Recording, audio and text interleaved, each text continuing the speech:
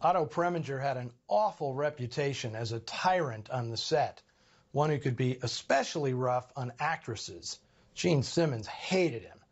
But it should be noted that after all the horrible personal problems Gene Tierney suffered in the 1950s, including being committed to a sanitarium, it was Preminger who offered her a comeback in 1962, casting her in Advise and Consent. Preminger may have had his faults, but he was steadfastly loyal to his closest colleagues. Where the Sidewalk ends shows the usually sophisticated director playing rough on turf more familiar to guys like Sam Fuller, Phil Carlson, and Don Siegel. In this case, with big assists from Ben Hecht, Joseph Lachelle, and Dana Andrews, Otto knocked it out of the park. This might seem like a minor film compared to later works like Bonjour Tristesse, Anatomy of a Murder, and Exodus, but as Noir, it's an overlooked gem. To me, one of the high points on Preminger's resume. But I do want to lodge a post facto complaint, especially as a lifelong asthma sufferer. Why are the asthmatics in movies always creepy hoodlums? How come you never see a detective snorting decongestant? Or some hot-to-trot dame? No, it's always some slimy, beetle-browed gangster. The slimy, beetle-browed gangster in this film, Gary Merrill, was just starting a series of second leads for Fox. This was his flashiest role to date, although the most important one would come next, in All About Eve, opposite Bette Davis. He and the Grande Dame were an instant item, and both ended up divorcing their spouses so they could get married.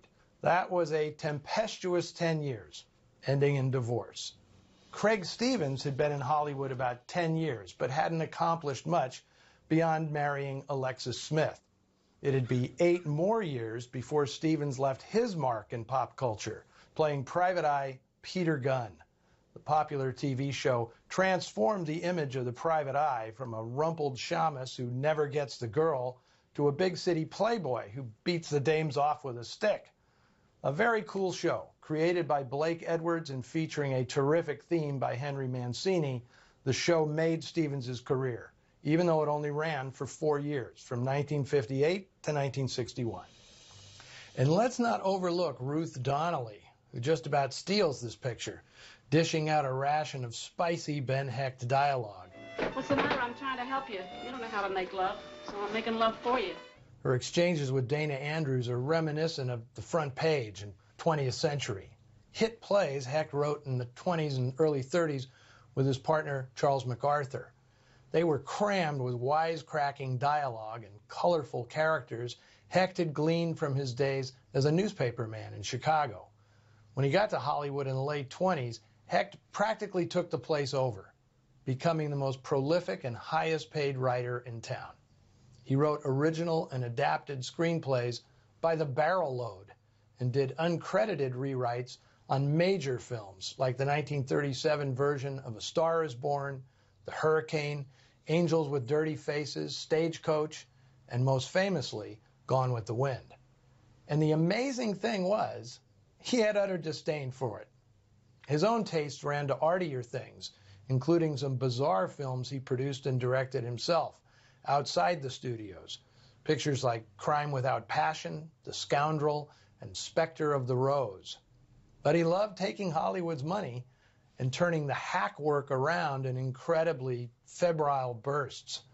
It was effortless to him, and it's remarkable how much of it is really, really good.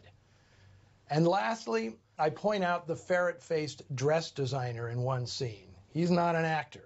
That's renowned couturier Oleg Cassini, who at this time was as famous for being Mr. Gene Tierney. They'd been married almost 7 years, and Cassini treated his wife like she was one of his creations, his greatest creation, really. Cassini was a worldly sophisticate, and Tierney was a Brooklyn Deb that he made over into a fairy princess, not unlike Waldo Lydecker and Laura Hunt. Now, next week, I'll be playing a pair of aces, Robert Mitchum and Robert Ryan, who, along with Elizabeth Scott, star in The Racket from 1951. It's a remake of a 1928 film that was one of the first Academy Award nominees for Best Picture. Remember to weigh in on the Noir Alley Facebook page or Twitter feed, even if you're all bunged up like a barrel house vag. I love that line, and the way Carl Malden delivers it. So for you kids out there, bunged up would translate today as, well, need I say, a barrel house was a saloon, one typically fronting a brothel, and vag is short for vagrant. So on Monday, if your boss tells you, you look all bunged up like a barrel house vag, don't ask for the raise. See you next week.